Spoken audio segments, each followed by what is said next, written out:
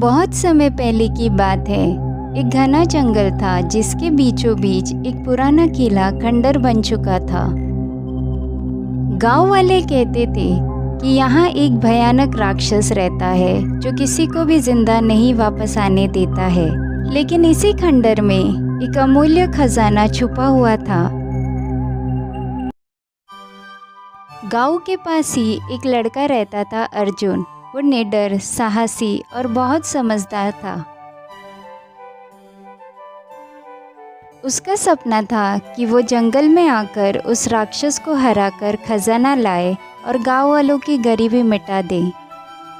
एक दिन अर्जुन ने अपनी माँ से कहा, माँ, मैं जंगल के खंडहर में जाकर खजाना लाना चाहता हूँ। गांव के लोगों की हालत देखी नहीं जाती। बेटा, वहाँ राक्षस रहता है।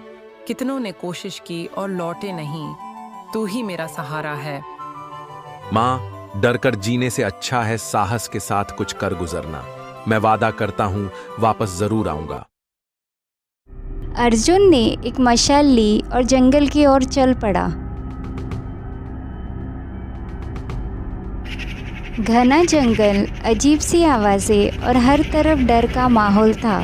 लेकिन अर्जुन बिना डरे आगे बढ़ता गया।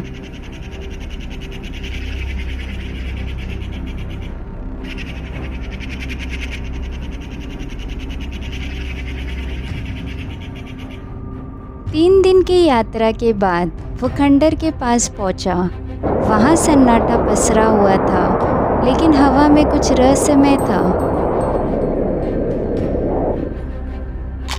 जैसे ही अर्जुन ने अंदर कदम रखा, जमीन हिलने लगी और एक तेज आवाज गूंजी।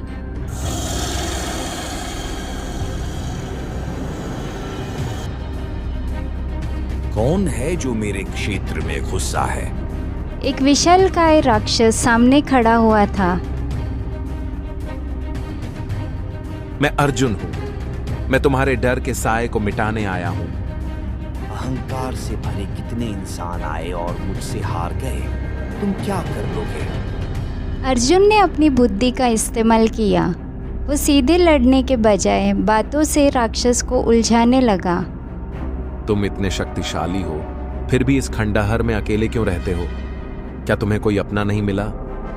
कोई नहीं आता पास, सब मुझसे डरते हैं। डर पैदा करना ताकत नहीं, प्रेम पैदा करना सच्ची शक्ति है। राक्षस पहली बार किसी इंसान से इस तरह की बातें सुन रहा था। उसका गुस्सा थोड़ा शांत हुआ। अर्जुन ने देखा कि यह राक्षस पहले ऐसा नहीं रहा होगा। कभी तुम भी इंसान थे क्या? राक्षस की आंखों में एक चमक आई। हाँ, मैं एक समय का राजकुमार था, राघव। इस खजाने की रक्षा के लिए मेरे पूर्वजों ने एक शापित मणि मेरे शरीर में स्थापित कर दी। वह मणि मेरी आत्मा को खा गई और मुझे राक्षस बना दिया। अब मैं इस खजाने का पहरेदार हूँ, जब तक कोई सच्चा वीर आकर मेरा उद्धार न करे। क्या मैं तुम्हारा उद्धार कर सकता हूँ? केवल वही व्यक्ति जो स्वार्थ से नहीं, दूसरों की भलाई के लिए यहाँ आया हो, वही उस मणि को छू सकता है।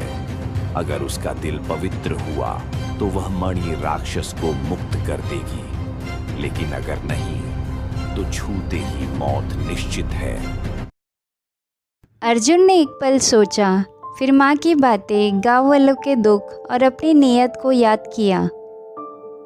वो मणि की ओर बढ़ा। जैसे ही उसने मणि को छुआ, तेज रोशनी फैली और पूरा किला रोशन हो गया। राक्षस की चीख सुनाई दी, लेकिन वो दर्द की नहीं, राहत की थी। धीरे धीरे राक्षस का शरीर गलने लगा और वहाँ एक तेजस्वी युवक खड़ा हो गया, राजकुमार राघव। अर्जुन, तुमने मुझे मुक्त कर दिया। अब यह खजाना तुम्हारा है, लेकिन इससे भी बड़ी बात, तुमने इंसानियत की जीत दिलाई है। अर्जुन ने मुस्कुराते हुए कहा, यह खजाना मेरे लिए नहीं, गांव के लिए है। राघव ने अर्जुन को एक सुनहरा सींग दिया। ये जादुई सींग है। जब भी तुम्हें जरूरत हो, इसे बजाना। मैं तुम्हारी सहायता को आऊंगा। अर्जुन ने खजाना गांव में ले जाकर सामान्य रूप से बांटा। गांव अब खुशहाल हो गया। अर्जुन की बहादुरी और दया की कहानियाँ दूर दूर तक फैल गई। सच्ची बहादुरी सिर्फ ताकत में नहीं बल्कि नीयत और करुणा में होती है। स्वार्थ से किया गया कार्य विनाश लाता है, लेकिन दूसरों की भलाई के लिए उठाया गया कदम चमत्कार कर सकता है। अगर आपको ये कहानी अच्छी लगी हो तो प्लीज़ लाइक और सब्सक्राइब करें।